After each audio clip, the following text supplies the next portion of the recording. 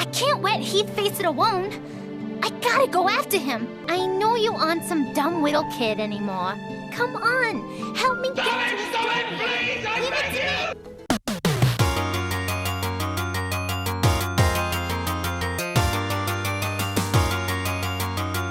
Hello and welcome to another episode of KKP Rhapsody, where we recap the best news of this particular week.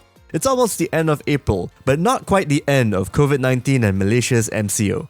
Fret not, your friendly neighbourhood Kakucho Parade will sort you out with this week's good and not so good news, as well as new videos every Wednesday and Friday without fail.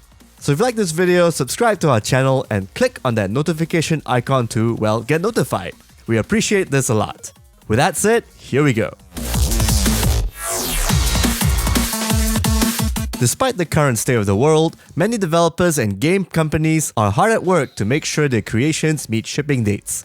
The next in line to feel the brunt of COVID-19 is Larian Studios, the makers of the upcoming Baldurs Gate 3.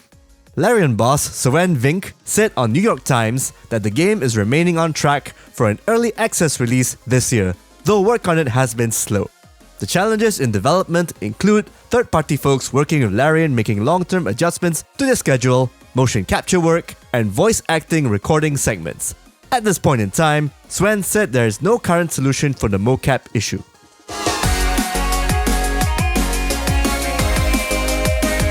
If you think we're done with Final Fantasy VII Remake, well, this is your first time on KKP. Anyway, Square Enix shipped and digitally sold 3.5 million copies of FF7 Remake within its first 3 days. For comparison's sake, God of War sold 3.1 million and Marvel's Spider-Man sold 3.3 million. Even if FF7 Remake was a mediocre pile of Tetsuya Nomura nonsense, it would still sell those exact numbers because it's goddamn Final Fantasy VII and people have been waiting for this for 20 plus years. Thankfully, it's an awesome pile of gaming with some tolerable Tetsuya Nomura nonsense at the end.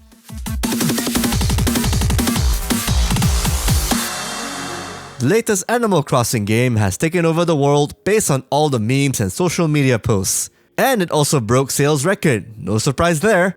According to Super Data, Animal Crossing New Horizons sold 5 million digital units within a single month, which was more than any other console game. These include previous record holder Call of Duty Black Ops 4. Super Data said that those New Horizons sales figures were roughly equivalent to the combined first-month digital sales for Super Smash Bros. Ultimate and Pokemon Sword and Shield. That's pretty impressive. Speaking of AC games, since late 2019, speculations have been rife that the next installment is going to be a Vikings-themed Assassin's Creed Ragnarok. And apparently, sources have revealed more details about the upcoming and as of yet unannounced title. According to French streamer XJonathan on Twitter, he claims to have some information on the rumored Assassin's Creed Ragnarok. The official title is Assassin's Creed Vikings, not Ragnarok or Kingdoms. The game's iconic Hidden Blade will return after being absent in Assassin's Creed Odyssey.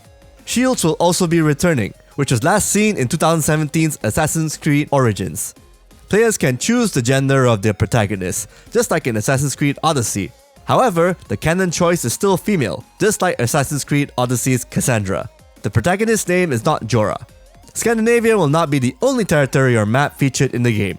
However, it will feature even more RPG elements than in Assassin's Creed Odyssey, as well as a lot of supernatural content, such as those related to the lore of the first civilization. There will be no co-op mechanic and it's still planned to be released sometime near the end of 2020. Again, take all of this with a grain of salt. We can expect some official news about the new AC game in a month or two. Fingers crossed.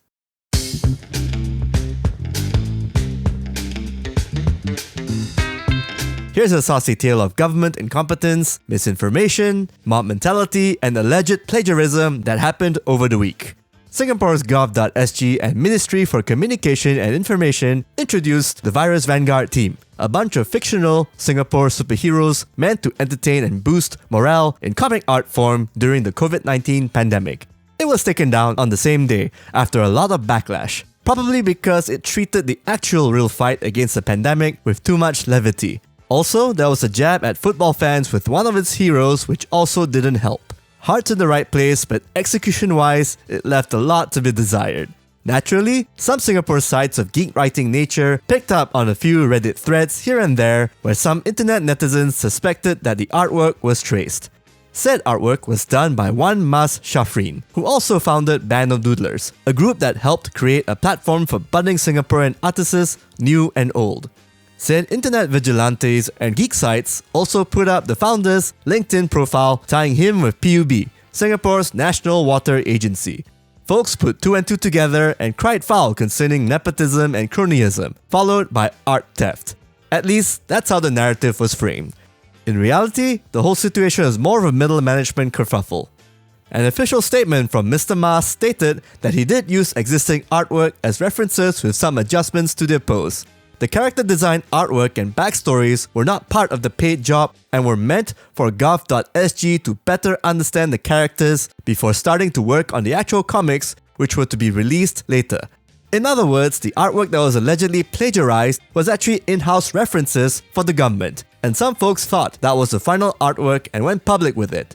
Judging from Mas Shafrin's actual portfolio, which is a completely different art style from the virus Vanguard, and the fact that using artwork as references for research reasons is a thing, though some folks use it as a way to get ahead in Marvel, great land, this is more a case of miscommunication and middle management cock-up.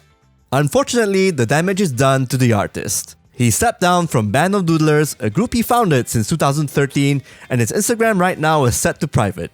There's a lesson that needs to be learned here, particularly the dangers of internet vigilantism, mob mentality, and jumping the gun at news like these that can potentially ruin someone's career. Blogs, armchair critics, and geek culture sites, even ours, should exercise some form of patience, practice meticulous research, and carefully phrase bits here and there before putting the stories out in public. Thanks again for tuning into this week's news recap. If you like what we have done here, we'd like you to subscribe to us on this channel and click on the notification button to keep up to date with our going-ons. We post new videos every Wednesday and Friday without fail.